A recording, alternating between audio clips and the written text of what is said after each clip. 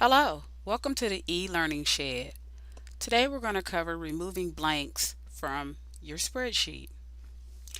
In particular, removing blank rows from your spreadsheet. Now, I could easily select the row in my spreadsheet, do a right click, and delete this row out of my spreadsheet. But if this was a really large spreadsheet, that would take quite a bit of time. So, I'm going to show you how to do this in just a couple quick clicks. So let's get started. First, I would like to select the area that I want to remove my blanks from.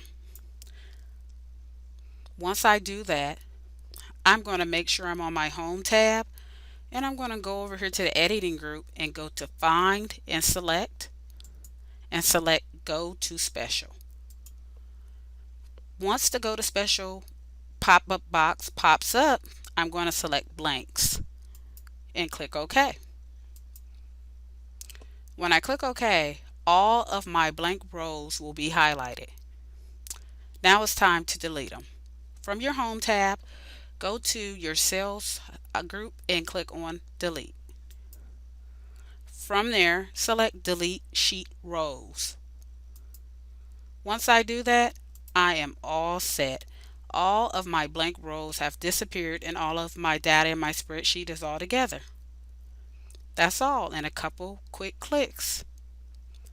I hope you enjoyed this video. Thanks for watching, and don't forget to like and subscribe.